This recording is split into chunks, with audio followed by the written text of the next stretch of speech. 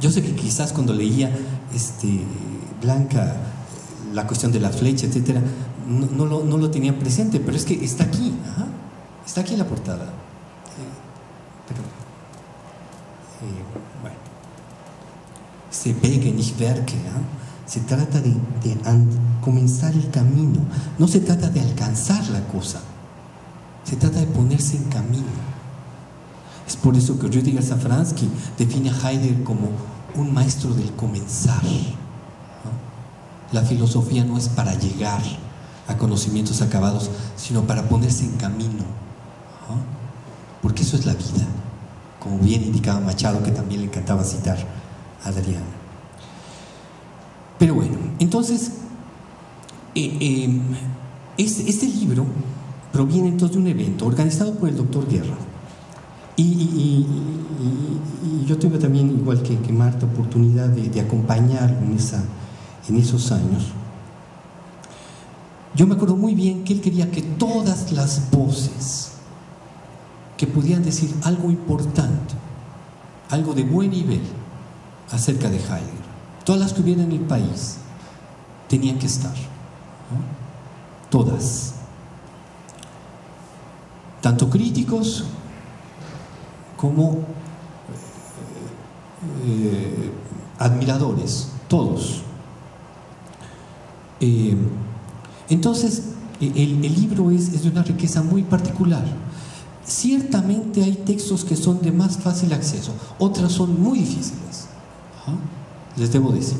El que comienza, el del doctor Mauricio Béchot, uno de nuestros grandes filósofos mexicanos, creador nada menos que de la hermenéutica analógica, no es un texto sencillo, implica conocer bastante de escolástica, implica, como él indica en un momento dado, Heidegger está dialogando con Duns Scoto, pero no es Duns Scoto, realmente es Thomas de Erfurt. Bueno, eso solamente lo podía ver Béchot. Pero todos aprendimos, ese coloquio fue una riqueza impresionante. Obviamente yo estuve todos los días. Me encantó cuando pude leer el libro completo, porque las palabras que se virtieron durante el evento resonaban en mí. Aunque podía notar que había algunos cambios, pero obviamente es derivado de los años, de la revisión de los textos, y lo reitero, y de la precisión que tenía Adriana Yáñez. El texto, y voy al segundo punto, porque si bien el doctor fue el organizador y que tenía la apertura suficiente para hacer que todas las voces estuvieran presentes, Adriana fue la que editó, no podía ser de otra manera. El doctor Guerra era muy socrático, le encantaba hablar, pero odiaba escribir.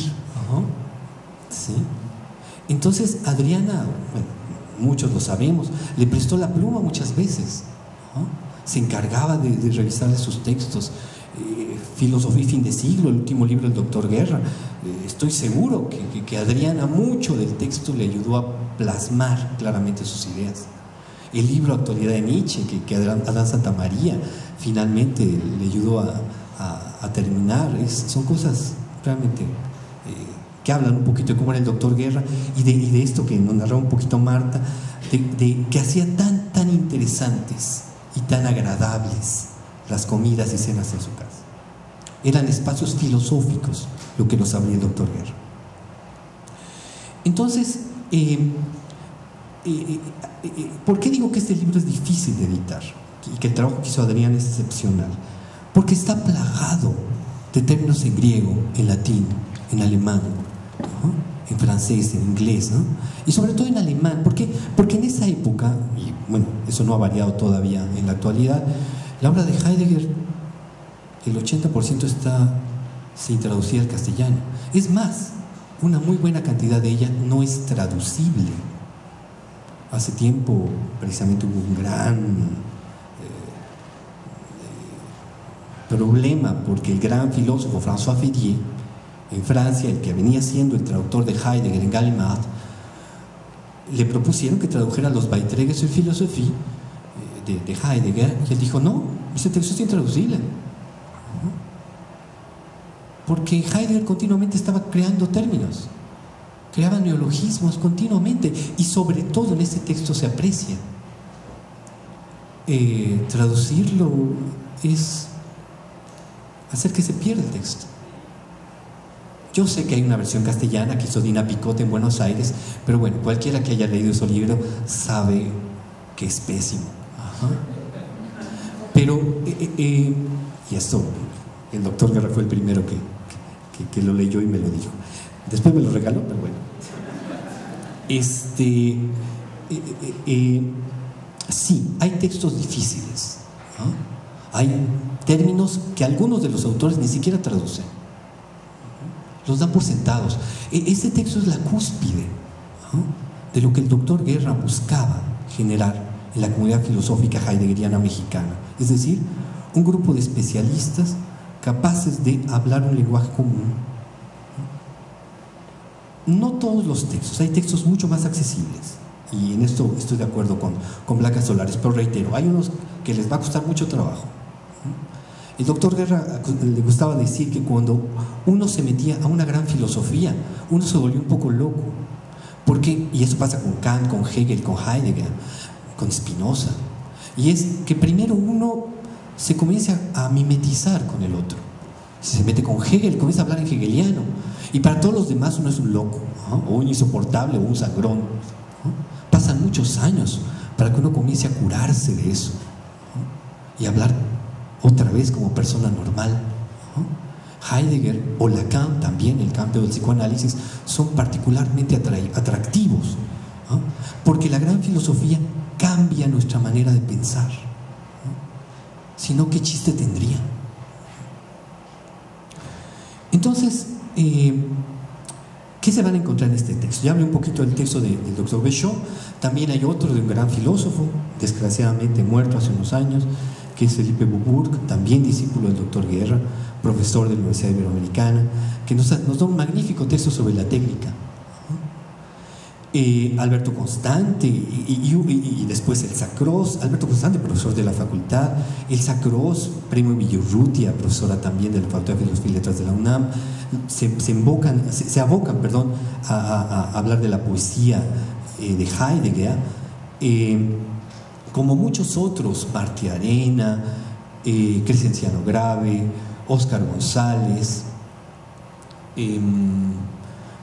Jaime Labastida, Josulanda, que tiene poemas extraordinarios, y bueno, poesía también de gran nivel.